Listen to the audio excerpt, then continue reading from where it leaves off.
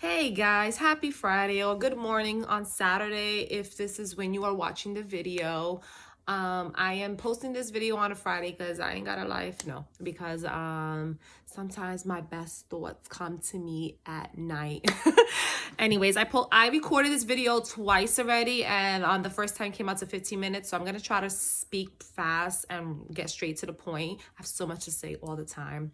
So I posted a video. I posted a post before this with directions to find a link in my bio for a New York teacher tenure binder guide, right? So I put that together 4 years ago when I was up for my tenure, and I actually got my tenure after 3 years. I was right there right before they changed it. So it's been a while, but I looked online and I see that in the U of T, and sorry, this is related towards New York City. I know tenure exists in other states, but I am talking more to New York City teachers. But this information is possibly helpful for all teachers, right? Because if you're putting together a tenure binder, you're gonna need, I'm sure, similar documents, right? So the U of T website only had a framework from back 2016, 2017, I believe. And I think that is the one I use. So I don't think it's been updated since. So it's still this three decisions. The tenure decision making framework has 3 areas. So it has student learning, teacher practice, and professionalism.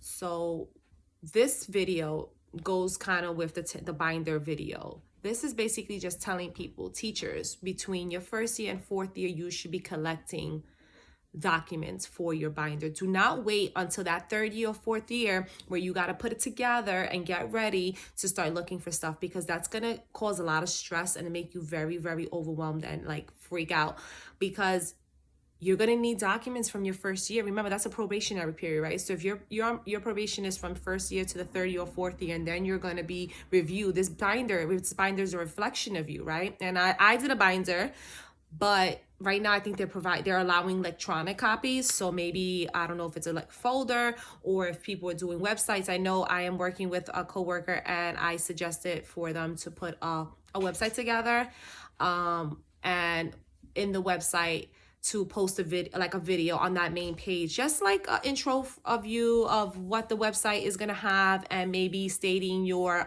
teacher philosophy, right? So that was just like something, if you decide, that's not mandatory, right? It's not required. But I did a binder, and the binder, I had a table of contents, which is in the video that is in my bio again, and it's a YouTube video. And I got a lot of good feedback from that video. I actually helped a few people with their binders. They felt very grateful for that video, because unfortunately there's not enough resources or assistance when it comes to putting your binder together. Unless you are getting help from someone within your school, there's not really much online except for the framework, right? So the tenure framework has, like I said, 3 areas, and you want to start collecting that data those documents as early as possible. So just create like a Google folder or whatever programs you use. I use Google. So I just opened up a folder and I started throwing in documents, tenure documents, right? At first I just opened up like a folder in my email, and what I was doing was just emailing it to myself and then dragging it to the folder. And then I ended up making a Google folder and on my Google Drive, and then I was just sharing everything in there. And then eventually I started breaking it down into subcategories. It makes it easier for you.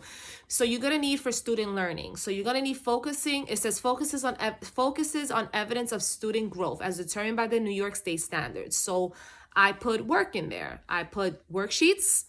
I work for District 75, so I do 3 different levels of differentiation. So I show 3 levels of differentiation for about 3 students for each year, okay? So for every year of your tenure, you're gonna wanna put something in there and at least do 2 to 3 students, okay? And show the differentiation. Since I do 3 levels of differentiation, I did 3 different students, and I did about 2 to 3 worksheets for each student. So it becomes a lot, but you need to show that, right? You wanna show baseline, you wanna show the mid-year, and you want to show the end of the year, right? You want to show growth. The goal is to show growth in that skill that you are assessing. You also want to have a data sheet. Collect that data It's all about data, right? That's going to show the evidence of student growth, that data collection, or whether it's a test, right? If you're in a school, in a community school, and you guys do assessments, you guys do standardized tests, you guys do quizzes, right? We don't do that in District 75, but we do have like assessments that we do throughout the year, and that's what we used. So have that from the first year, second year, third year, fourth year. If you look at my video, it's going to show you, I broke down the table of contents that I put for each year. And I show student evidence, which is the worksheets and the data sheets. All right. Teacher practice focuses on teacher planning, preparation, classroom environment, instruction, and professional responsibilities. Again, every year you want something. Every year you want something in there. So your teaching planning is your common planning, your PLCs, your lesson plans, right? And try to have the lesson plans aligned to the worksheets that you actually submit for the students, okay? Classroom environment, well, is your classroom management. You have class rules, if you use a timer, if you use incentives, if you have a point system, and take pictures of those. So what I was doing was every time I did a new graphic organizer or a chart, right? If I use any charts for the students based on whatever skills I was working on, if I did teacher made material, if I used the timer, took pictures of everything right with my phone, took pictures, emailed it to myself, and then later on in the day when I have free time, I uploaded it to those videos. To that folder. Professional responsibilities, if you did anything outside of the classroom, right? Professionalism is professional growth and reflection, collaboration and engagement.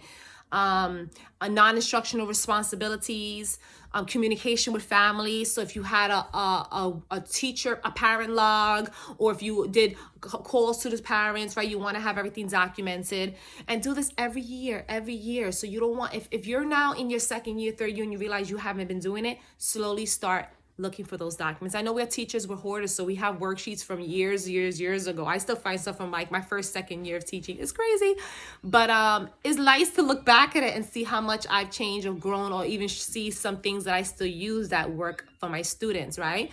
So look back. But this video was just to help you with that. Like, you check out the link, look at the binder.